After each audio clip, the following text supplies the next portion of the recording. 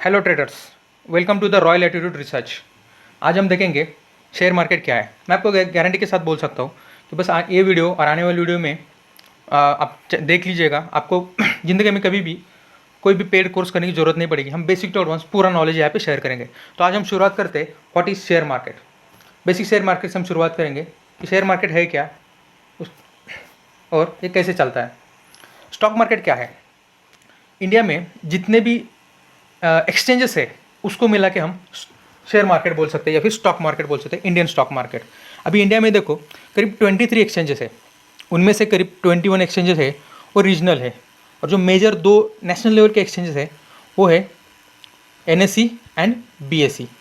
आपने इस सेकंड वाला इमेज देखा होगा, बहुत सारी मूवीज़ में वगैरह वीडियो में वगैरह देखा होगा। हम देखते हैं what is the major difference between BSE and NSE।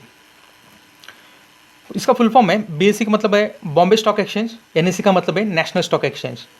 और BSE जो फाउंड हुआ था, एस्टेब्लिश हुआ था 1875 में, और NSE एस्टेब्लिश हुआ था 1992 में।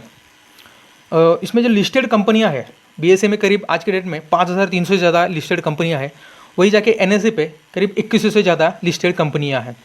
अभी ये बात करते हैं लिक्विडिटी के। लिक्विडिटी का मतलब होता है number of transaction executed. NSE में बहुत ज़्यादा है, बहुत ज़्यादा। BSE में उससे थोड़ा सा कम है। अगर आप सिर्फ NSE के डेरिवेटिव सेगमेंट की बात करेंगे तो एक दिन का टर्नओवर करीब 35 लाख करोड़ के आसपास है, सिर्फ डेरिवेटिव का। तो आप इसे अंदाज़ा लगा सकते हैं पूरे NSE में कितना टर्नओवर होता है और कितने ट्रांजैक्शन होते होंगे। इसका जो इंडेक्स है निफ्टी 50 है, NSE का इंडेक्स है निफ्टी 50। मतलब निफ्टी 50 होता क्या है कि इसमें से जो टोटल 2100 जो कंपनियां हैं वो पूरे के पूरे NSE को रिप्रेजेंट नहीं करती। मुझसे से बस गिने चुने 50 कंपनियां ही बस NSE को रिप्रेजेंट, निफ्टी 50 को रिप्रेजेंट करती है। उसको बोलते हैं इंडेक्स। वैसे BSE का इंडेक्स है सेंसेक्स 30। अभी ये हो गया इंडिया का। वर्ल्ड के ऐसे कौन कौन से लार्जेस्ट स्टॉक एक्सचेंज है वो देख लेते हैं।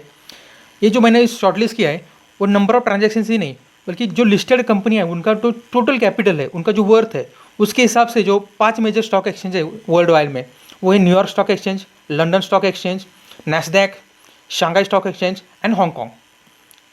अभी हम देखते हैं शेयर क्या होता है, शेयर किसे बोलते हैं। अब इसका अगर डेफिनेशन देखेंगे, a share represents a unit of equity ownership in a company. मतलब मान लो किसी दो दोस्त ने कोई बिजनेस शुरू किया, दो दोस्तों का अगर समान उसमें पार्टनरशिप है तो हम बोल सकते हैं उनका शेयर है 50-50%। अगर वहीं पे अगर 4 दोस्त होंगे तो उनका शेयर रहेगा कितना, 25%। मतलब इसी तरह ये जो कंपनियां जो लिस्टेड है NSE पे, BSE पे, उनमें से अगर आपके पास किसी भी कंपनी का एक शेयर, मान लो रिलायंस का आपके पास एक शेयर है और रिलायंस के total 1 crore shares already market में है और आपके पास भी एक शेयर है, इसका मतलब ये है कि आप रिलायंस के 1 करोड़ के हिस्से के मालिक हो आप। अब ये शेयर आपके पास है तो इसका क्या फ़ायदा और क्या नुकसान होता है। मान लो आपके पास रिलायंस का एक शेयर है और रिलायंस को आने वाले 3 महीने में, 6 महीने में मान लो कि कंपनी को कुछ प्रॉफिट होता है, तो जो प्रॉफिट है वो डायरेक्टली आपके एक शेयर में रिफ्लेक्ट होगा।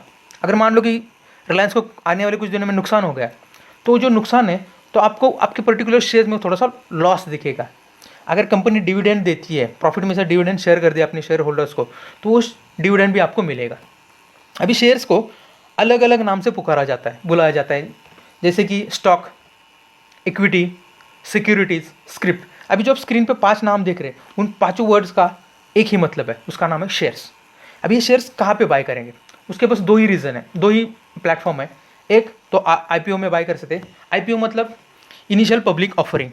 जब भी कोई कंपनी शेयर मार्केट को, एक्सचेंज को लिस्ट होती है तो उसे बोलते हैं IPO। अगर आपने IPO में अप्लाई कर लिया और आपको अलॉटमेंट अलॉट हो जाता है तो आपके कुछ शेयर्स आपके डीमैट अकाउंट में आ जाएंगे और आप में जो डीमैट अकाउंट में से पैसे कट हो जाएंगे वो कंपनी को जाएंगे। अगर मान लो कोई कंपनी का ऑलरेडी लिस्टेड है, आपको उसके शेयर्स लेने हैं तो आपको कहाँ पे मिलेंगे, वो है सेकेंडरी मार्केट। मान लो कि अगर आपने टाटा मोटर पे आज एक शेयर बाय कर लिया, सपोज आज की प्राइस है 600-650 के आसपास की टाटा मोटर की प्राइस है। अगर आपने एक टाटा मोटर का शेयर बाय कर लिया, इसका मतलब ये हुआ कि आपके डीमैट से पैसे कट हो गए और आपके डीमैट में एक शेयर आ गया टाटा मोटर्स का। वो पैसे गए कहाँ पे, वो टाटा मोटर्स को पैसे नहीं जाएंगे, वो पैसे उस ट्रेडर के पास जाएंगे जिसने वो शेयर आपको बेचा है। मतलब IPO में जो आपको शेयर्स मिलते हैं वो आपके पैसे जाते हैं कंपनी के पास, कंपनी आपको शेयर देती है। और अब सेकेंडरी मार्केट से तो जो ऑलरेडी कंपनी लिस्टेड है, तब उस टाइम पे आप जो पे करते हो तो आपको आगे से ट्रेडर से शेयर मिलेगा और आपके अकाउंट से उसके पैसे जाएंगे। अभी हम देख लेते हैं मेजर सेगमेंट्स क्या है।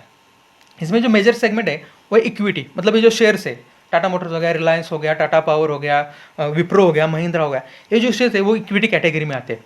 इसका एक डिराइव्ड प्रोडक्ट है, उसको बोलते हैं डेरिवेटिव। उसमें क्या होता है, इक्विटी का ही डिराइव्ड प्रोडक्ट रहता है डेरिवेटिव, वैसे ही इंडेक्स का भी डिराइव्ड प्रोडक्ट रहता है डेरिवेटिव।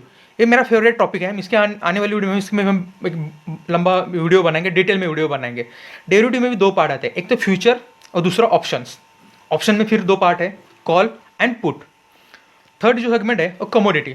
कमोडिटी में जैसे कि क्रूड ऑयल, नेचुरल गैस, जो भी कमोडिटीज़ है वो सब यहाँ पे ट्रेड होती है। और है करेंसी। करेंसी पेयर में ट्रेड होता है, जैसे हो गया यूरो आईएनआर हो गया, इंडियन करेंसी और यूरो का ट्रांजैक्शन होता है उसमें। मान लो, और एक है यूएसडी आईएनआर है। ये जो करेंसी के ट्रांजैक्शन है इसमें करेंसी सेगमेंट में हो जाते हैं। इसके साथ साथ आपके पास अगर डीमैट अकाउंट है तो आप डायरेक्टली म्यूचुअल फंड में भी इसके थ्रू, इस ब्रोकर के थ्रू आप ट्रेड कर सकते हैं। तो आने वाली वीडियो में हम देखेंगे, और एक आईपीओ हो गया है, फिर हम देखेंगे कि कम से कम अमाउंट में हम अपना ट्रेडिंग जर्नी कैसे स्टार्ट कर सकते हैं। तो वीडियो